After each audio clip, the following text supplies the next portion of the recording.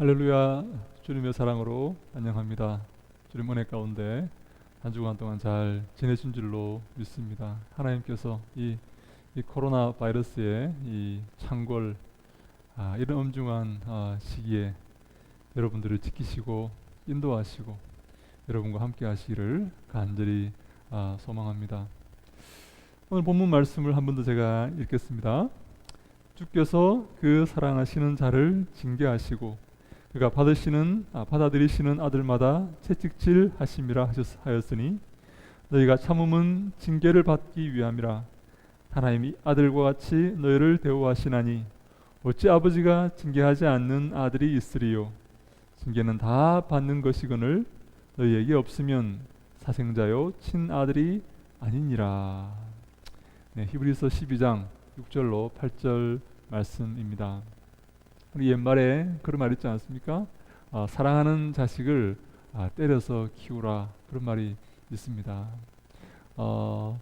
이 채찍질을 당하는 이 매 맞는 입장에서는 굉장히 그 말이 이 어려운 말이고 이렇게 싫은 말일 수 있죠. 제가 우리 아이들한테 그런 말을 했던 적이 있습니다. 옛말에 사랑할수록 이렇게 매를 이렇게 때린다, 그런 말을 했더니 아이들이 이해를 못하는 겁니다. 아빠 왜요? 왜 사랑하는데 때려요? 네. 성경에도 이렇게 나와 있습니다. 초달을 참아 못하는 그런 부모는 자식을 미워하는 것이다 라고 이렇게 말하고 있습니다. 물론 이 아이들 입장에서는 초달을 하는, 매질을 하는 부모보다 매질을 안 하는 부모가 훨씬 더 좋고 사랑스럽고 친근하게 느껴지겠지만, 성경은, 진리의 말씀은 매질을 하고 초달을 하고 징계하는 그것이 사랑이다 라고 이렇게 말씀하고 있습니다. 징계가 사랑이고 매질이 사랑이라는 사실을 깨닫는 데는 시간이 좀 필요합니다. 시간이 걸립니다. 그것을 깨달을 수 있다면 그 사람은 성숙한 사람이라고 볼 수가 있는 것이죠. 고통과 슬픔 가운데서 주님의 교훈을 배우고 주의 말씀을 배울 수 있는 그런 사람은 성숙한 사람이다. 주님이 기뻐하시는 사람이다. 바람직한 그런 길을 걷고 있는 그런 사람이다 라고 말할 수가 있겠습니다.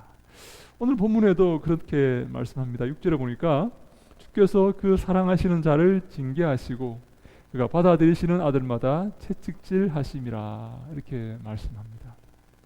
주님이 사랑하시는 자를 징계하신다라는 말씀입니다. 네, 여기서 징계하다는 말은요, 이 파이디오라는 말인데요. 이 파이디온이라는 여러분 어린이라는 그런 말 아시죠? 파이디오, 거기서 나온 말입니다. 파이디오라는 말인데 훈육하다라는 그런 의미의 말입니다. 마치 아버지가 자식을 가르치고 지도하는, 그런 지도하듯이 그렇게 이 자식을 이렇게 잘 키우기 위해서 이렇게 지적하고 가르치는 그런 행위를 바로 이렇게 파이디오라고 이렇게 할 수가 있는 것이죠. 하나님이 우리를 그렇게 대하신다는 것입니다. 우리를 징계하신다, 훈육하신다, 가르치신다, 때때로 매질하시고 채찍질하신다 하는 그런 의미입니다. 이 말을 통해서 우리가 배울 수 있는 것은, 확인할 수 있는 사실은 하나님이 우리를 자녀로 대하신다 하는 것입니다. 사랑하는 여러분, 하나님께서 우리의 아버지가 맞으십니까? 하나님이 진정 우리의 하늘 아버지가 맞으십니까?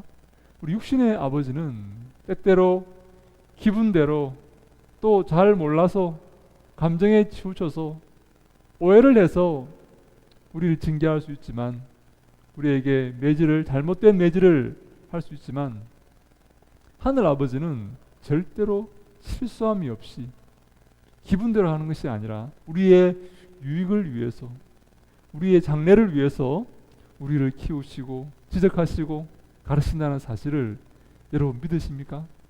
하늘 아버지가, 전지전능하신 저 하나님 아버지가 우리의 영적인 아버지가 되심을 믿으십니까? 이 사실을 믿으셔야 됩니다. 이 사실을 기억하셔야 됩니다. 하나님은 우리를 누구보다 더 잘 아시는 그런 분이십니다. 나보다 더 나를 사랑하시는 그런 분이십니다. 그래서 내게 가장 좋은 길을 허락하시고 그 길로 나를 안내하시는 그런 분이십니다.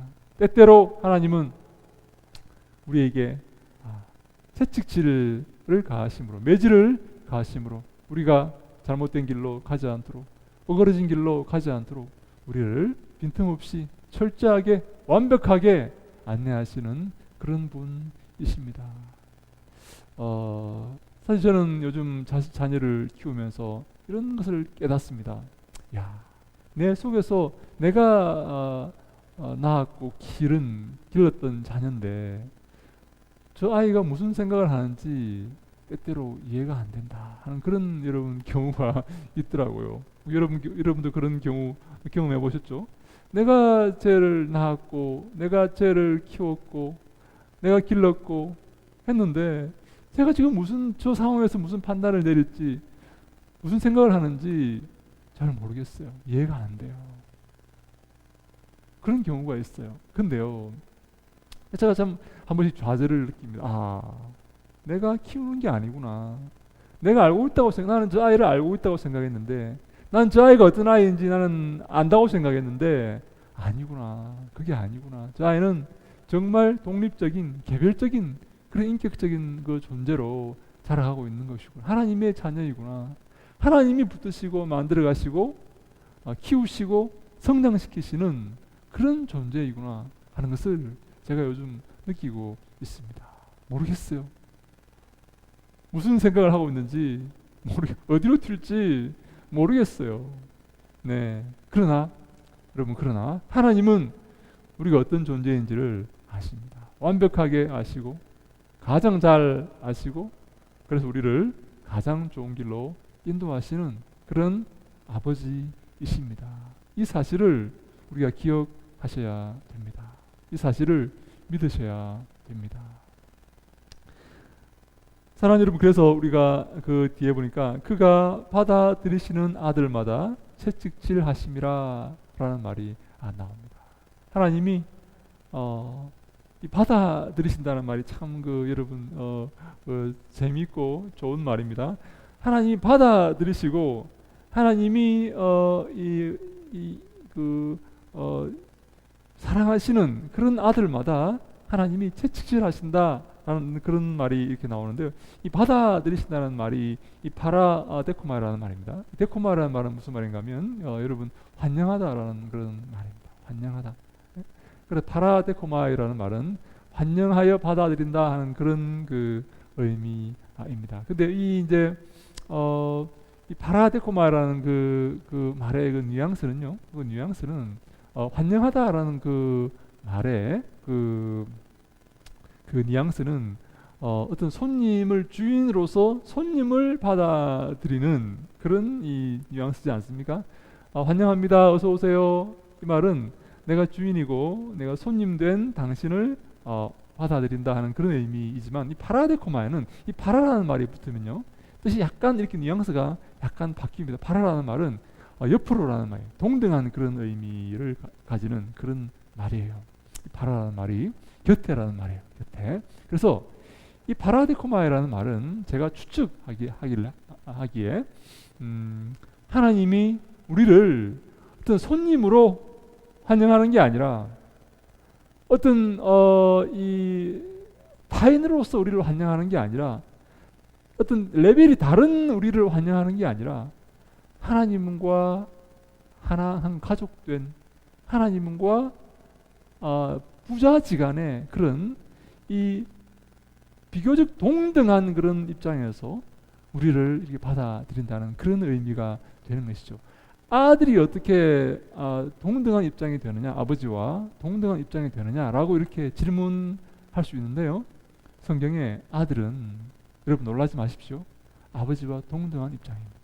아들은 아버지의 상속자입니다. 여러분 휘오스 성경에 아들이라는 말이 나오면 기억하십시오.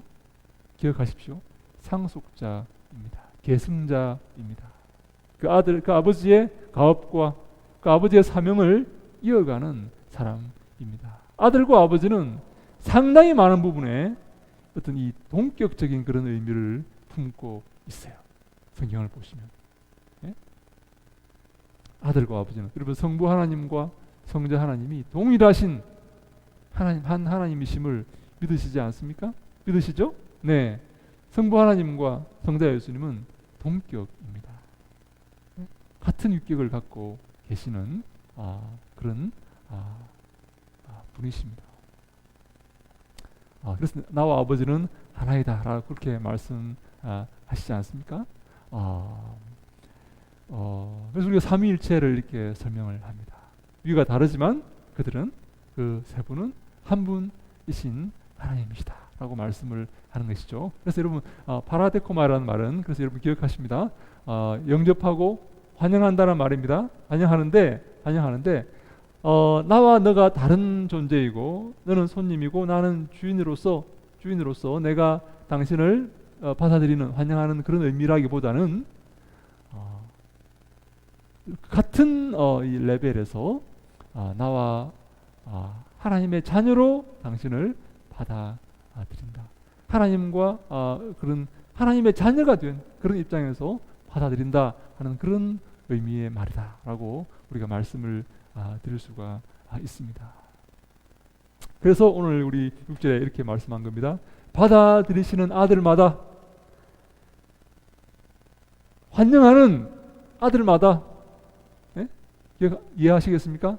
아들을 환영하듯이, 손님을 환영하는 게 아니라 아들을 받아들이듯이 내 상속자로 내가 삼기 위해서, 내 계승자로 삼기 위해서, 내 대를 이어갈 그런 존재로 삼기 위해서, 그런 존재로 낙점한 그 사람을 내가 받아들이듯이 하나님은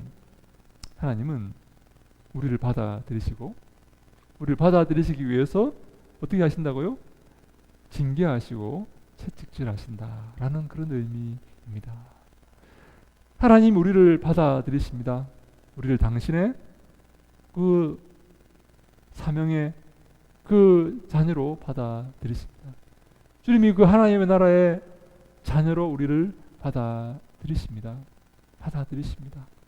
근데요, 조건이 있습니다. 그게 뭔가 하면 우리를 채찍질하십니다. 우리에게 징계를 주십니다. 우리를 환영하고 우리를 사랑하고 우리를 자녀로 받아들이기 위해서 우리에게 징계하시는 것입니다. 여러분, 그래서 그 징계가 좋은 것입니까? 나쁜 것입니까? 기뻐하고 감사해야 될 것입니까? 아니면 싫어하고 미워해야 될 것입니까? 그 징계를 참고 받아들여야 되겠습니까? 아니면 그 징계를 싫어하고 버려야 되고 외면해야 되겠습니까? 그 징계를 받아들여야 됩니다. 그 고난을 받아들여야 됩니다. 그 징계는 장차 받을 영광에 비해서 아무것도 아닌 너무나 사소한 것이라고 성경이 말씀하지 않습니까? 그 장차 우리가 하나님의 자녀로 받아 누릴 그 영광, 거기에 비해서 그 징계는 너무나 소소한 아무것도 아닌 그런 것이고, 하나님이 또 그 징계받는 자들을 버리지 아니하시고 함께 해주시고 은혜를 베풀어 주시기 때문에 우리는 그 징계를 받아들이고 인내하고 참고 그 시간에, 인내의 시간을 통과해야 되는 것입니다. 그것이 바로 하나님의 자녀된 사람의 바른 삶의 자세입니다. 우리가 그 징계를 받아들이지 않고 싫어서 버린다면, 외면한다면 하나님이 기뻐하시지 않을 것입니다. 하나님께서 당신의 자녀를 위해서 준비하신 그 시험의 과정, 연단의 과정, 그 통과해야 될 그 과정을 우리가 잘 인내하면서 통과할 때 우리는 하나님의 자녀로, 온전한 자녀로 거듭나게 될 것이고 아름다운 모습으로 빚어져서 주 앞에 서게 될 것입니다. 바로 그것이 주님이 원하시는 그런 일이다라고 말씀을 드릴 수가 있는 것이죠.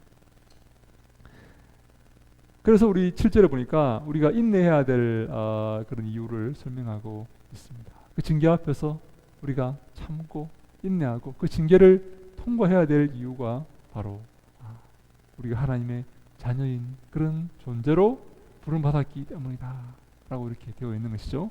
7절에 보니까 너희가 참음은 징계를 받기 위함이라 하나님이 아들과 같이 너희를 대우하시나니 어찌 아버지가 징계하지 않는 아들이 있으리요 라고 말씀을 합니다. 우리가 참음은 인내함은 이 히포모네라는 그런 말인데요. 인내라는 말이 아래에 머문다 라는 히포라는 말은 아래라는 말이고 이 모네라는 말은 머문다라는 그런 의미입니다. 아래에 머문다라는 그런 말이에요. 이 인내라는 말이 교만하지 않고 겸손한 마음으로 자신을 낮춘다라는 그런 의미가 있습니다. 주님의 그 징계가 임할 때에, 주님의 그 연단과 시험이 임할 때에, 주님의 그 채찍질이 임할 때에 아래에 머무는 것입니다. 인내하는 것입니다. 그것이 바로 지혜로운 사람이고 주님이 기뻐하시는 사람입니다. 우리가 참음은 징계를 받기 위함이요. 제가 볼 때 여기서 그 징계를 잘 받기 위함이다라고 이렇게 하면 좀 더 이해가 수월하지 않을까 하는 생각을 해보는데요. 우리가 인내하는 것은 그 징계를 우리의 것으로 만들기 위함이다 하는 것입니다. 그 지적과 그 연단의 시간들을 나의 것으로 온전히 만들기 위해서 내게 유익되는 것으로 만들기 위해서 내가 참아야 한다 하는 것입니다. 그 징계가 내게 힘이 되기 위해서 마치 자격증이 되기 위해서 주님의 나라에 들어가는 패스포트가 되기 위해서 주님의 자녀로 아름답게 성장해 나아가는 재탄생하는 그런 자격증으로 역할하기 위해서 그 징계가 그 채찍질이 나의 경력이 아름다운 경력이 되도록 하기 위해서 내게 유익이 되도록 하기 위해서 참아야 한다는 것입니다. 인내해야 한다는 것입니다. 여러분 인내가 얼마나 중요한지 아십니까? 성경에서 여러분 얼마나 우리 믿음의 위인들이 인내하며 살았는지 아십니까? 성령의 열매를 9가지 열매를 아시죠? 사랑과 희락과 화평과 오래 참음과 자비와 양선과 충성과 온유와 절제가 바로 성령의 9가지 열매입니다. 여러분 그 가운데요 인내에 속한 것이 얼마나 많은지 모릅니다. 인내와 연관된 것이 얼마나 많은지 몰라요. 여러분 우리가 그 고통과 슬픔 가운데서 인내할 때에 그 시험을 통과할 때에 우리가 하나님의 자녀가 되는 것입니다. 그래서 하나님이 아들과 같이 너희를 대우하시나니 우리를 아들처럼 취급하신다는 것입니다. 우리를 아들로 받아들이신다 하는 것입니다. 우리를 자녀로 받아들이신다 하는 것입니다. 여러분 아들이라고 해서 여자분들은 나는 딸인데 왜 자꾸만 아들만 나오느냐, 뭐 아들만 자식이냐, 딸은 자식도 아니냐라고 생각하시는 그런 분이 혹시 계실까봐 제가 높아시면서 말씀을 드립니다. 저는 그런 생각을 이렇게 한 번씩 합니다. 솔직히 우리 성도님들이 성경을 보실 때 이런 부분에서 걸리지 않을까. 나는 딸인데 왜 성경은 자꾸만 아들만 이야기하느냐. 참 기분 나빠서 뭐 딸은 뭐 사람도 아니냐? 뭐 그런 생각을 하는 분이 계실까봐 약간 저는 마음이 좀 걸려요. 여기서 아들이라는 말은 아까 말씀드렸죠. 상속자의 의미고 이 자녀를 통칭하는 그런 의미입니다. 자식을 다 여기 포함시켜서 그냥 아들이라고 이렇게 말을 하는 것입니다. 이 속에 딸도 포함되고 손자도 포함되고 다 포함됩니다. 후손을 의미하는 것이죠. 내 피의 그 자손을 의미하는 것입니다. 하나님 우리를 아들처럼 대우하십니다. 그래서 우리를 징계하시는 것입니다. 그래서 우리에게 채찍질을 하시는 것입니다. 우리가 아들이 아니라면 하나님 우리에게 징계하지 않습니다. 제가 옆집 아들을 징계하겠습니까? 제가 왜 옆집 아들에게 채찍질을 하겠습니까? 왜 매질을 하겠습니까? 그럴 이유가 없죠. 잘못된 것이죠. 제가 사랑하는 아들이기 때문에 잘 크라고 잘 성장하라고 징계하는 것입니다. 잘못된 행동을 할 때에 징계하는 것입니다. 잘못된 그런 삶을 살 때 징계하는 것입니다. 그것이 바로 그에게 복이 되기 때문입니다. 그것이 그에게 이롭기 때문입니다. 나이가 들어서 시간이 지나보면 그것이 나에게 이익이 된다는 사실을, 나에게 도움이 된다는 사실을 비로소 알게 됩니다. 지금은 모릅니다. 지금은 몰라요. 지금은 공부해야 될 시기고, 지금은 훈련받아야 될 시기고, 지금 연단받아야 될 시기고, 지금은 참아야 될 시기라는 사실을 나중에 알게 되는 거예요. 나중에. 지금은 몰라요. 그래서 우리가 이 시간들을 잘 인내하고 그 말에 순종하고 참고 인내하는 그런 모습을 우리가 보일 때에 그것이 주님이 기뻐하시는 삶이다 라고 말씀을 드리는 것입니다. 사랑하는 여러분, 아버지는 자식을 징계합니다. 그것이 자식의 장래에 유익이 되는 것이기 때문입니다. 그것을 알기 때문에 그 길을 미리 걸었던 아버지로서 자식에게 근실히 징계하는 것입니다. 나무라는 것이죠. 그것이 바로 하나님의 사랑이고 아버지의 사랑 아니겠습니까? 근데요, 그 징계를 받는 당사자는, 자녀들은 그것을 알지 못하는 경우가 대부분입니다. 그것을 안다면, 아버지의 그 징계의 그 진심과 그 사랑을 안다면 그 사람은 복된 사람인 것이죠. 사랑하는 여러분, 그래서 우리 8절에 보니까 징계는 다 받는 것이거늘 너에게 없으면 사생자요 친아들이 아니니라 라고 말합니다. 징계는 다 받는 것이다 라고 말합니다. 징계는 누구나 다 받는 것이다 라고 말합니다. 세상 사람들도 자녀를 징계합니다. 요즘은 자녀를 때리다가 신고 당할 수 있는 그런 참 해괴한 그런 시대가 되었습니다. 이 나라가 어떻게 되려고 그런지 모르겠지만, 그래서 자녀를 이렇게 정말 주위에서 이렇게 때려야 됩니다. 징계는 다 받는 것이다 라고 말합니다. 모든 예수를 안 믿는 사람들도 자녀를 징계합니다. 그것이 그에게 유익이 되기 때문이죠. 만약에 징계하지 않는다면, 아버지가 자녀를 징계하지 않는다면 그 아들은 친아들이 아니요 사생자이다, 주워온 아들이다, 야만인이다 하는 그런 의미가 있습니다. 사랑하는 여러분, 우리에게 하나님께서 징계를 주십니다. 여러분에게 지금 징계가 있습니까? 채찍질이 있습니까? 고통의 시간들이 있습니까? 여러분, 기뻐하시고 감사하십시오. 기뻐하시고 감사하셔야 됩니다. 물론 어렵습니다. 그 고통의 시간이 너무나 힘듭니다.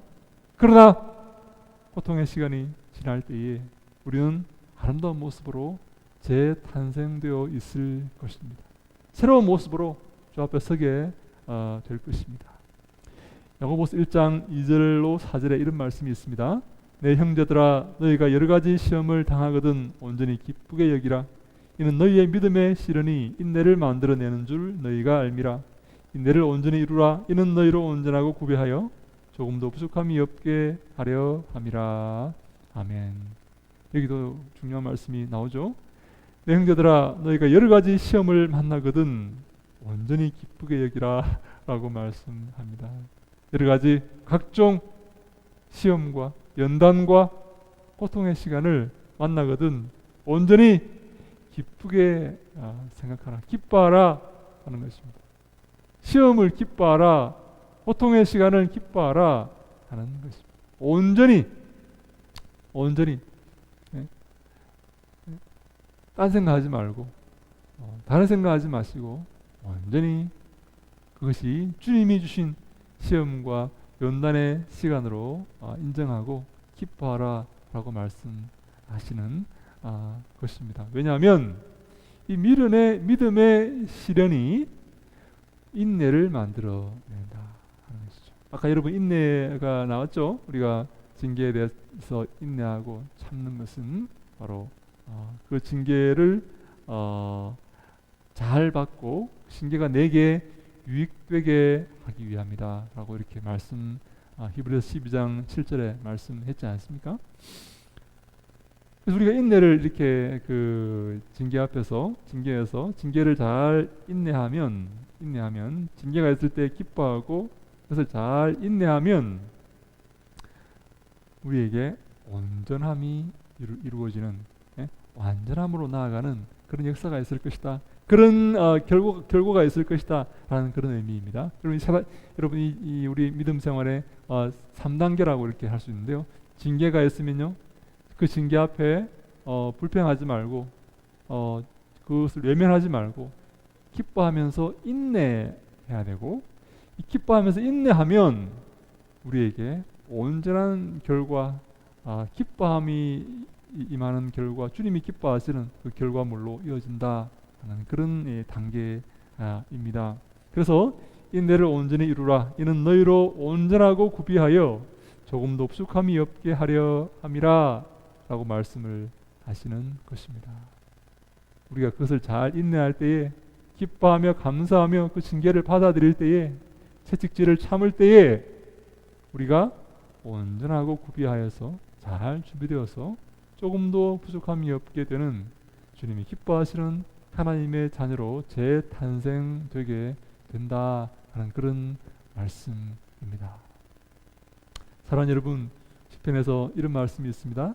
고난 당하기 전에는 내가 그릇 행하더니 이제 주의 말씀을 지키나이다 라고 말씀합니다. 고난 받기 전에 내가 내 마음대로 이렇게 방탕한 삶을 살았는데 하나님이 내게 고난 주시고 징계를 주시고 채찍질을 주심으로 내가 그것을 잘 통과했더니 이제 내가 하나님의 말씀을 지키는 그런 사람이 되었다 하는 그런 의미입니다. 여러분, 이 말씀이 나왔습니다.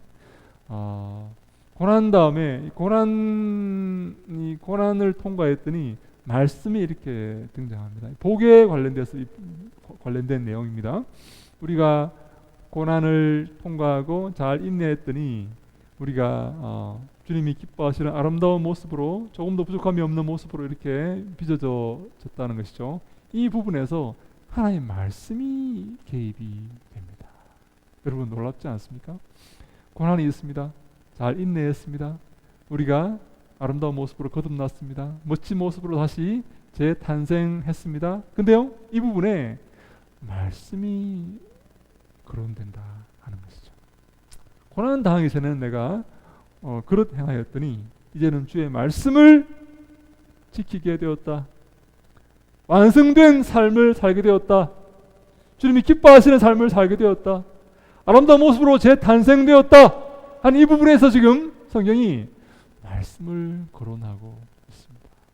이 부분이 말씀 관계 된다는 것입니다. 우리 한 군데 더 볼까요?